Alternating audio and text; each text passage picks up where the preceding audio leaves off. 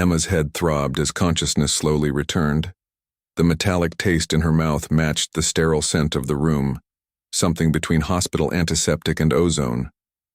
Her eyes fluttered open to a ceiling that wasn't hers, panels of bioluminescent material pulsing with soft amber light. "You're awake!" The voice was deep, resonant, and unmistakably not human. Emma bolted upright, her heart hammering against her ribs. Standing near the curved viewport was a figure that made her breath catch, not from fear, but from the sheer alienness of it. He stood nearly 7 feet tall, his form humanoid but distinctly other. His skin held a faint iridescence like oil on water, shifting between deep blues and purples. 4 eyes, arranged in a diamond pattern on his angular face, regarded her with what might have been concern. "What? Where am I?" Emma's voice cracked. Aboard the Catharis, flagship of the Velkara fleet. He moved closer, his movements fluid and deliberate. "I am General Zarthek, and you, Emma Chen, are my wife." The words hung in the air like a death sentence. "I'm your what?" Zarthek's upper right eye twitched, an expression Emma couldn't decipher. 3 days ago, your planet's representatives and mine signed the Treaty of Proxima, Article 7, subsection 12, to ensure lasting peace between our species. A binding union between leadership figures of both worlds was required. You were selected from Earth. I was selected from Velkar Prime.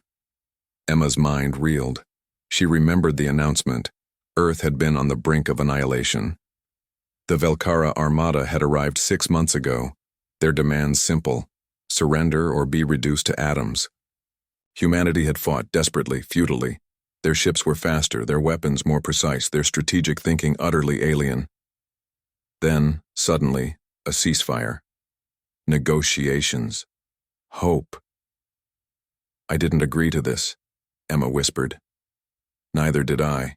The admission surprised her. Zarthek moved to a console, his 4-fingered hands dancing across holographic controls.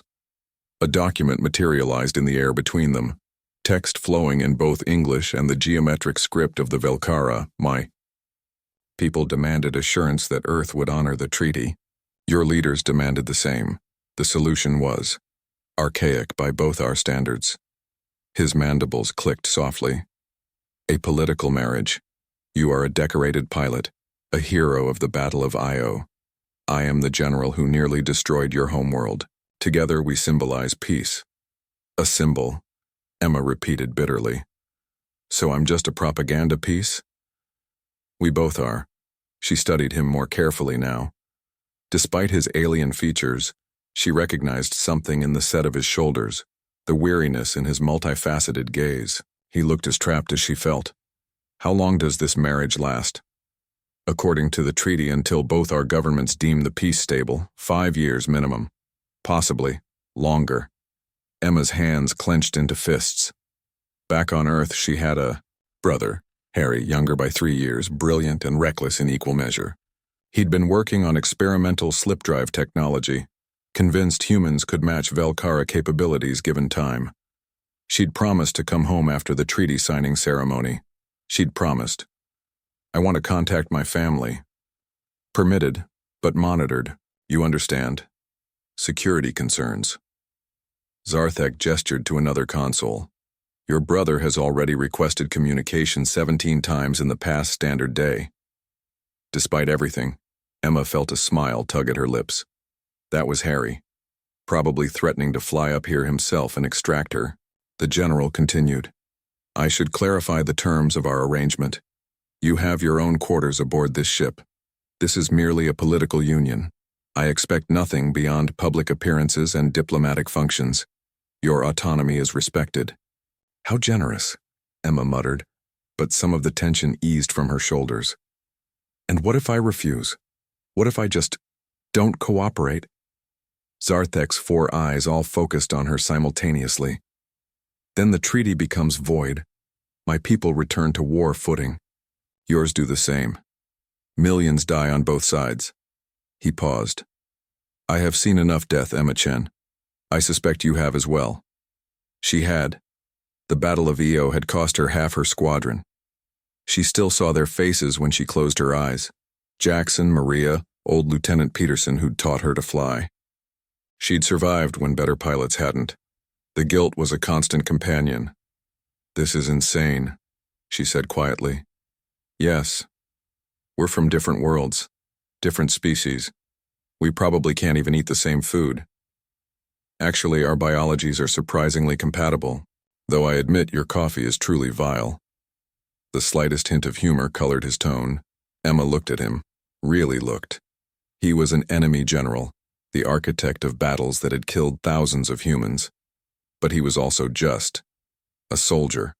Someone who'd followed orders, who'd fought for his people, who now found himself bound by politics into an impossible situation. Just like her. "My brother," she said finally. "I want to talk to him. Now." Zarthek inclined his head and activated the communication array. Within moments, Harry's face appeared on the holographic display, his eyes wild with worry until he saw her. "Emma! Thank God! Are you—" "I'm fine, Harry." She forced strength into her voice. "It's complicated, but I'm okay. They're saying you're married to some alien general. Please tell me that's propaganda bullshit." Emma glanced at Zarthek, who had politely moved to give her privacy, though his posture suggested he was listening. "It's technically true. But Harry, listen to me.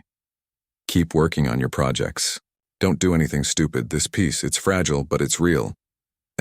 Trust me, I've got this under control." She didn't, not really. But Harry needed to believe she did. After the call ended, Emma turned back to Zarthek. "So, husband?" The word tasted strange. "What happens now?" "Now," the general's mandibles spread in what might have been a smile. "Now we learn to coexist. We attend diplomatic functions. We show both our peoples that peace is possible." He paused. "And perhaps, if we are fortunate, we learn that our differences are not as insurmountable as they seem." Emma looked out the viewport at the stars beyond, the same stars that hung over Earth, over Velkar Prime, over a million worlds where people just wanted to live without fear. 5 years minimum, she said. 5 years minimum, Zarthek confirmed. "Well then." Emma squared her shoulders, pilot training kicking in. "I guess we'd better make it work." End.